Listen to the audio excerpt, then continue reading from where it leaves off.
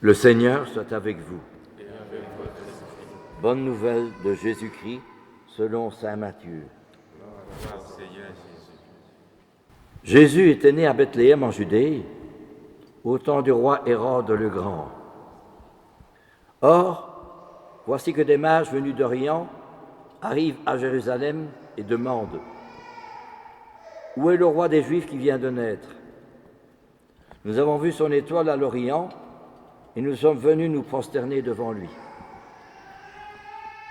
En apprenant cela, le roi Hérode fut bouleversé et tout Jérusalem avec lui. Il réunit tous les grands prêtres et les scribes du peuple pour leur demander où devait naître le Messie. Ils lui répondent « À Bethléem en Judée, car voici ce qui est écrit par le prophète. Et toi, Bethléem, terre de Juda, tu n'es certes pas le dernier parmi les chefs-lieux de Juda, car de toi sortira un chef qui sera le berger de mon peuple Israël. » Alors Hérode convoqua les mages en secret pour leur faire préciser à quelle date l'étoile était apparue. Puis il les envoya à Bethléem en leur disant « Allez vous renseigner avec précision sur l'enfant, et quand vous l'aurez trouvé, venez me l'annoncer, pour que je aille moi aussi me prosterner devant lui. » Après avoir entendu le roi, ils partirent. Et voici que l'étoile qu'ils avaient vue à l'Orient les précédait, jusqu'à ce qu'elle vienne s'arrêter au-dessus de l'endroit où se trouvait l'enfant. Quand ils virent l'étoile, ils se réjouirent d'une très grande joie. Ils entrèrent dans la maison, ils virent l'enfant avec Marie sa mère, et, tombant à ses pieds, ils se prosternaient devant lui. Ils ouvrirent leur coffret et lui offrirent leurs présents, de l'or, de l'encens et de la myrrhe. Mais, avertis en songe de ne pas retourner chez Hérode, ils regagnèrent leur pays par un autre chemin. Acclamons la parole de Dieu. C'est une grande fête que la fête de l'Épiphanie. Épiphanie vient du mot grec épiphaïnomai, qui veut dire montrer tout autour, rayonner.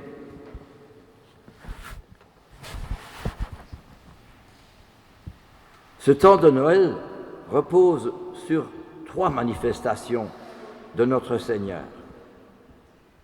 La première, c'est les mages, dont on nous parle dans l'Évangile, et qui ont vu l'étoile, et qui ont suivi l'étoile pour trouver notre Seigneur.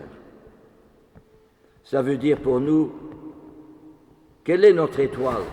Le monde, l'argent, le confort, le matériel, la facilité, l'argent, ou bien notre Seigneur? C'est l'avoir, le savoir ou le pouvoir, ou bien Jésus? Et vous savez combien y en a-t-il qui suivent uniquement l'avoir, le savoir et le pouvoir, et combien est-ce qu'il y en a qui trouvent rien, le vide? Alors c'est l'alcool, la drogue et le suicide pour certains. Quelle est l'étoile que moi, chacun d'entre nous, nous suivons, nous regardons, qui nous permet de découvrir notre Seigneur? Ça, c'est première manifestation, les mages. Deuxième manifestation, c'est le baptême de Jésus. Ça veut dire, ce baptême de Jésus nous renvoie à notre propre baptême. Ce n'est pas seulement un sacrement, puis ça passe, on donne des dragées. C'est un engagement d'abord à suivre notre Seigneur et un engagement à renoncer au péché, c'est-à-dire à l'orgueil, l'égoïsme, le profit, l'arnaque, le mensonge. Ce sont deux choses importantes, donc renoncer à tout ce qui va mal, à mes défauts. Enlève d'abord la poutre qui est dans ton œil et tu verras clair. Pour enlever la paille dans l'œil de ton frère, d'abord me convertir, me changer moi-même avant de vouloir changer les autres. Et l'engagement à suivre notre Seigneur. Combien de fois est-ce que je suis l'Évangile, je connais l'Évangile, je suis la vie de Jésus et imiter notre Seigneur? Enfin, troisième manifestation, eh bien, je ne sais pas lire mon écriture, les noces de Cana. Ça veut dire que l'eau est changée en vin. Ça veut dire que moi, je suis changé par notre Seigneur. Je deviens un autre Christ. C'est le but de l'incarnation. Jésus veut habiter en moi. Et c'est cela qui est important. Il faut bien reconnaître que dans le monde tel que nous vivons, il y a encore beaucoup de guerres, mais beaucoup aussi d'indifférence, de solitude, d'individualisme, de chacun pour soi. Eh bien, le monde est divisé en deux. C'est une balance, le monde. D'une part, il y a le mal, l'égoïsme, l'orgueil de l'homme, des guerres, et même chez soi, même autour de nous, que de division, que de critiques, que d'opposition, que de mal aussi. On dit du mal de l'un et de l'autre, etc. Que de mal. Notre cœur, eh bien, il n'est pas touché par la grâce, il est touché par le démon, par mon orgueil, le moi-je. Et le démon s'infiltre dans le moi-je pour me dire, tu as raison, continue à diviser, à critiquer, à t'opposer. Et d'autre part, et les guerres, bien sûr, le mal qu'il y a dans le monde, la cause du mal, c'est l'orgueil de l'homme. Dieu n'existe pas. Et deuxièmement, deuxième côté de la balance, c'est tous ceux qui, dans le monde, tâchent et s'efforcent de rendre le monde meilleur, avec mes enfants, ma famille, mes relations professionnelles et aussi relations amicales. Nous sommes chacun et chacune d'entre nous responsables du monde dans lequel on vit. Mais vous me direz, je n'ai rien à faire avec la guerre, je ne sais rien changer. Je ne sais pas changer ce qui se passe au point de vue politique. Je ne sais pas ce qui se passe aussi dans ma commune, ou etc. Il y a beaucoup de pauvres et des drogués. Que voulez-vous que je fasse? C'est vrai. Mais nous avons une ressource formidable qui nous permet de nous trouver balancer la balance du bon côté. Comment?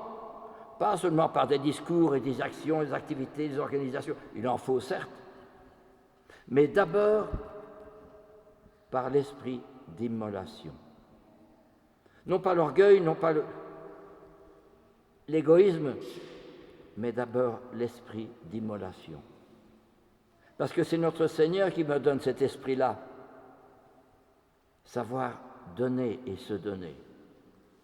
Alors là, je me trouve du bon côté de la balance. Et la balance penche plutôt du bon côté, du côté du bon Dieu. Alors oui, vous me direz, mais que voulez-vous qu'on fasse du côté de tout ce qui se passe, des guerres et du monde dans lequel nous vivons? Mais justement, toute âme qui s'élève, élève le monde. Thérèse de Lisieux était toute seule dans son cloître. Elle n'a pas dit, je vais sauver un tel. Non. Dans la solitude, le sacrifice, l'esprit d'immolation, elle a sauvé des âmes. Puisque après sa mort, il y a un ouragan de gloire. Des tas de gens se sont précipités pour lire les écrits de Thérèse de Lisieux, qui ont été écrits en 35 langues, quelques années après sa mort. C'est extraordinaire quand même. Ou bien Charles de Foucault, qui a vécu tout seul dans son porche, tout seul à faire l'adoration, tout seul à célébrer la messe, mais cependant, au cœur même de sa solitude, il soulevait le monde. L'amour de la dernière place soulève le monde. Ça, c'est fort, hein? Aimer tout ce qui est la prière cachée, le service caché, le sacrifice caché, eh bien, à cette place, je trouve notre Seigneur. Et avec notre Seigneur, je soulève le monde. Ce n'est pas de l'orgueil, c'est de l'humilité. Comprenez, c'est cela que nous avons oublié. Nous sommes responsables de tout ce qui se passe dans le monde. Je suis responsable dans mon building. S'il y a une dame qui est décédée toute seule, personne. Je suis responsable de ce drogué, de ce jeune drogué. Pas pour aller lui apporter quelque chose ou quoi, non. Mais par ma prière, par mon sacrifice, par mon don de soi, eh bien justement, je peux soulever le monde. Je peux changer le cours des choses. Parce que c'est l'orgueil, l'égoïsme qui domine. Et c'est le démon derrière cela. Tandis qu'avec l'amour, le don de soi, l'esprit d'immolation, c'est le bon Dieu. Ça. Et le bon Dieu peut changer les cœurs. Voyez-vous? Et c'est ce que nous avons oublié. Ah, c'est tellement important de redécouvrir cela. Autrefois, dans l'Ancien Testament, on offrait des sacrifices au bon Dieu et on les brûlait pour qu'ils soient la propriété du bon Dieu. Mais dans le Nouveau Testament, avec Jésus, je ne dis pas que je vais brûler, mais je suis brûlé par l'amour du Christ. C'est plus moi qui vis, c'est le Christ qui vit en moi. Et parce que je suis brûlé par le Christ, je sauve des âmes. Parce que Charles de Foucault, tout seul dans son bord, à faire l'adoration et à accueillir tous ces pauvres-là, ça servait à quoi? À rien du tout. Résultat, ordinateur zéro. Mais cependant, il était au cœur de l'Église. Il sauvait des âmes. Une nuit, on voyait dans un village une petite lumière, la nuit, qui se rendait à l'église. Et les gens étaient intrigués. Qu'est-ce que c'est que ça, cette petite lumière, la nuit? Pourquoi? Pour quelle raison? Qu'est-ce que c'est que ça? Alors les plus jeunes se sont enhardis, se sont habillés, et ils sont allés voir dans l'église. Personne dans l'église. Si, quelqu'un devant le tabernacle, 2 bougies devant le tabernacle. Et ce quelqu'un, c'était le curé de la paroisse, monsieur le curé Vianney, qui priait devant le Saint-Sacrement. Mais il est fou, ça sert à quoi? Il n'a rien changé. Si, par après.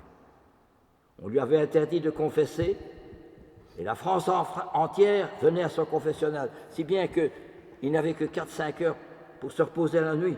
Tellement il y avait du monde, du monde et du monde. Pourquoi? Parce que le bon Dieu s'est servi de ses prières, de ses sacrifices, pour soulever le monde. L'amour de la dernière place soulève le monde. C'est ça l'épiphanie. Épiphanomai, montrer le rayonnement de l'amour du Christ. Ne pas avoir peur, même si je suis seul. Tant mieux si je suis seul. Je préfère l'insuccès total, la perpétuelle solitude et les échecs en tout. Il y a là une union à la croix de Jésus qui me semble désirable entre toutes. Tous les saints ont vécu comme cela. Un père Damien, parmi les lépreux, et tant d'autres, Don Bosco parmi les jeunes, tout seuls. Mais c'est dans la solitude qu'ils ont retrouvé la solidarité. C'est en apprenant à être solitaire avec Jésus qu'on devient en réalité solidaire. Voyez-vous, c'est ça qui est important. C'est pas parce que j'ai eu des tas de gens à la réunion, on a bien discuté, on a fait ceci, il y a eu une messe, il y a eu du monde. C'est pas ça qui fait que je peux sauver les âmes. C'est en partie, mais c'est surtout tout ce qui est caché. La prière cachée, le service caché, le sacrifice caché. Plus c'est caché, plus c'est Jésus à la Sainte Messe. Plus je suis transfiguré par cette présence de Jésus. Son amour me brûle. Vous comprenez cela? Ce n'est pas des idées, des raisonnements, c'est la réalité. Car si Thérèse de Lisieux ou Charles de Foucault et le curé d'Ars et d'autres encore ont eu un rayonnement extraordinaire, ce n'est pas parce qu'ils ont fait des réunions, des discussions, des rapports, des papiers, des discussions. Il en faut, mais ce n'est pas ça qui sauve les âmes. Ce qui rayonne le Christ, l'épiphanomai, l'épiphanie, ce qui rayonne le Christ, c'est cette solidité, cette volonté, cet enthousiasme, ce courage de croire dans la prière cachée, du service caché, du sacrifice caché.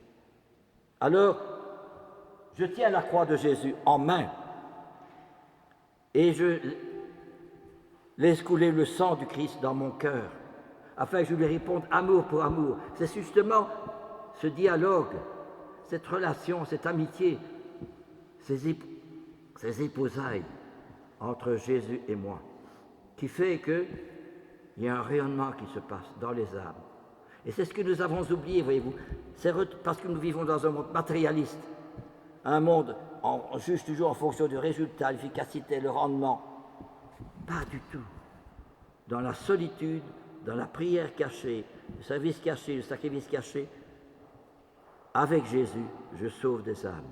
Parce que ce n'est plus moi qui vis, c'est Jésus qui vit en moi. Alors la balance est rétablie du bon côté. Amen.